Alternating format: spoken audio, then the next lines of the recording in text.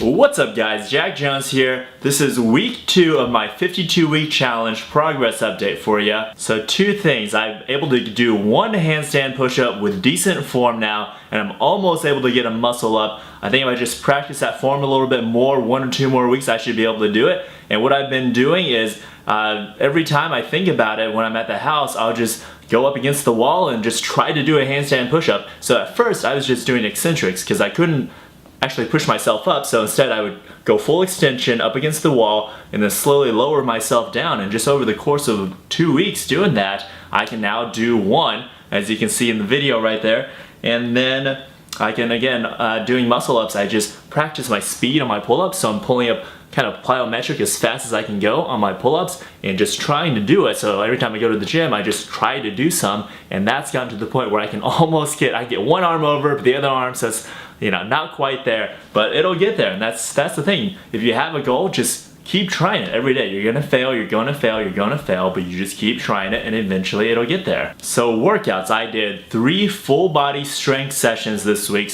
So those consist of big compound movements. For example, my Monday was squat, bench press, and rows. And I did those for heavy weight, low reps, low volume. Took about 35 minutes to do that workout. And then, so I did 3 of those sessions this week. And then I also did 3 CrossFit workouts, and I try to intersperse them so that I'm fully recovered for my strength workouts, and I go to the CrossFit session is a little bit fatigued, but it's fine because the goal with CrossFit is to get a metabolic workout to work out my muscular endurance, and yeah, it is helping a shit ton. Like on the 4th of July, we did a hero WOD, and that consisted of 3 rounds of 30 squat cleans with 95 pounds, then 30 pull-ups, and then an 800 meter or a half-mile run, and you did that 3 times. It took me 41 minutes to do it, but it's a wonderful metabolic workout, really working your cardiovascular system and really increasing your work capacity overall. So your goals dictate your workout. Since my goals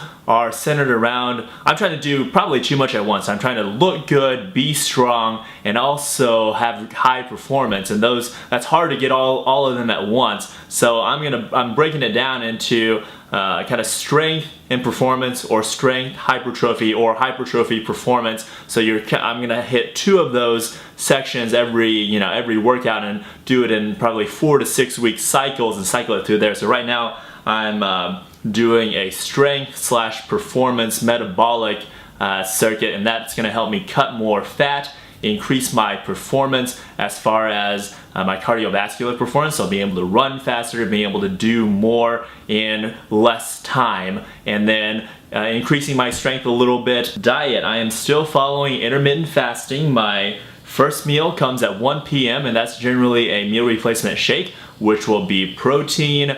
You can just Google coconut meal replacement shake, and you should come up with my recipe, and that's what I eat. It's about 800 to 1,000 calories at around 1 p.m. and then between 5 and 7 p.m. I'll have my solid meal of the day, and that generally is about a 1,500 calorie meal consisting of lots of protein, lots of fat, especially from coconut oil and olive oil, and then big serving of vegetables, and then depending on, I've been eating more carbs this week, so then I'll have like 2 sweet potatoes, or a sweet potato and a potato, or like 1 to 2 cups of white rice. And the reason I've been eating more carbs this week is because I felt like my cut was starting to stall. I felt like my performance was just plummeting and my strength was plummeting. So I thought I was probably cutting too low calories and too low carbs for too long. And it's interesting that your body goes through these cycles where it tries to, you have a homeostasis, and it tries to hold on to a certain set point.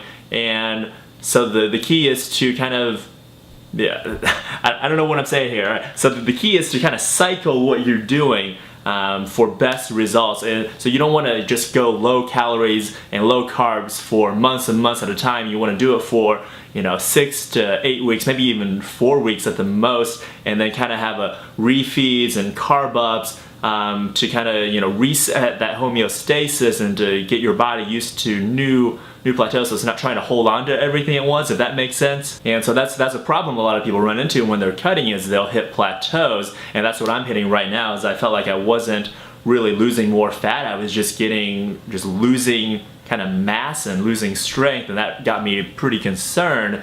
And so these probably for the next 2 to 4 weeks, I'm gonna have carbs every meal post-workout. So before I was doing carbs just 3 days a week. Now it's going to be more like 5 or 6 days a week post-workout. And the reason I'm doing post-workout is you're taking advantage of that increased glycogen uptake because you're depleting your stores as you work out. Therefore, post-workout, that insulin is going to shuttle all that glucose into your muscle and liver stores rather than your fat stores. So there's a less likelihood that you're going to store all of those carbs that you eat as fat. So that is the reasoning behind eating it post-workout. Because I'm still trying to lose fat, so therefore with intermittent fasting, I really think this, I'm gonna try it out. So I really think it's going to help increase performance, increase strength, and hopefully still be losing fat. So we'll see how it goes. Supplements, I'm still doing just the bare minimum, doing that 50 grams of protein with my meal at 1 p.m. I'm just taking my vitamin support. I'm drinking green tea every morning and every afternoon, and that's about it. But pretty soon here I'm going to start taking some BCAAs in the morning and then also taking some creatine. So that's coming up, and I swear the supplement video is coming. In fact, I'm going to cut it today and I'll release it Monday. So by saying this, then that's gonna make me do it. So ask some questions in the comments. I'm gonna start doing a Q&A section at the end of each of these progress update videos and answer whatever questions you might have. And Jock Jab asked, is it okay to drink casein every night? And if you think about it, whey protein is kind of the fastest digesting protein. So you drink it, it's gonna go through your system very quickly into your bloodstream to your muscles very quickly, and that's why they recommend taking whey post-workout to try to get that protein in your system as fast as possible to help upregulate protein synthesis. And casein is kind of the opposite. Casein digests very slowly. It's made out of dairy, and I'm not really sure on the science of it. I haven't, I'll do some reading. If you're interested, do some reading on it. But all I know is casein is supposed to be a very slow digesting protein, and it has been recommended to drink it at night so that your body will have protein throughout the night, which I don't think is necessary at all. You can go for long periods without any nutrients, without losing muscle. I think it's an outdated idea that going for 12 hours without food, you're gonna start burning your muscle. Your body takes much longer to go into starvation mode and to actually start that process of gluconeogenesis, where it actually is taking protein, breaking that down into glucose to fuel your brain and to fuel your other body's needs, and that's just not going to happen overnight, over sleeping an 8-hour period, because as we've seen, many people are very successful doing intermittent fasting where they fast for 16 hours during a day. So therefore, if gluconeogenesis kicks in overnight, then those people doing intermittent fasting would be losing all of their muscle during that fasted state, but they clearly, that doesn't happen. Therefore, casein is not at all necessary at night. You don't need proteins to be released through your body at night.